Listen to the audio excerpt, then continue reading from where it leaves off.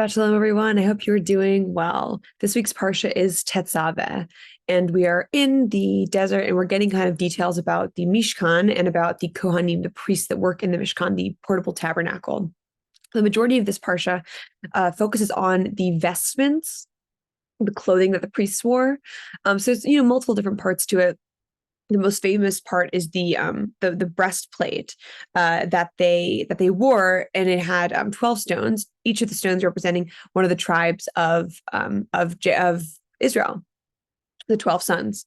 So there's a lot of description of that, and there's also like the commandment of Aaron to light the menorah every day, and it is said that Aaron did it every day, and the emphasis of this is to express what a devout, consistent person he was, and which kind of is lauding consistency and following the letter of the law as an admirable trait, and it totally is.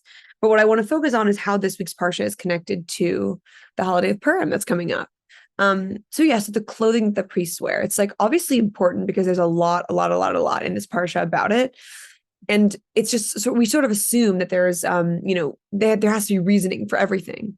And the reason that I feel it's connected to Purim is we also talk a lot about clothes on Purim. I was recently at a class, and the teacher asked, why do we wear costumes on Purim?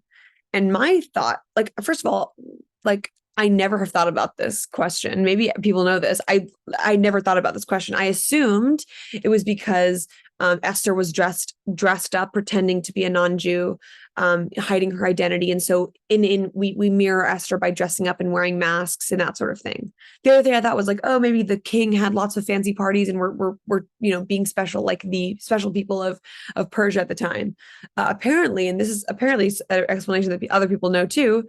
The reason we dress up on Purim is to show the whole world, to show the rest of the non-Jewish world, perhaps, that we are not our physical manifestations, that we wear costumes because our physical outside does not matter. What matters really is the inside. And I guess that is the theme of the Purim story, that Esther was a Jew from the inside, and it didn't matter what the situation was. She was going to be a Jew, and she did stand up for the Jewish people. Her outside didn't really matter. It did get her into the palace, which is why I have a few questions, because the whole thing is about how beautiful she is, and that's why she was accepted into the court.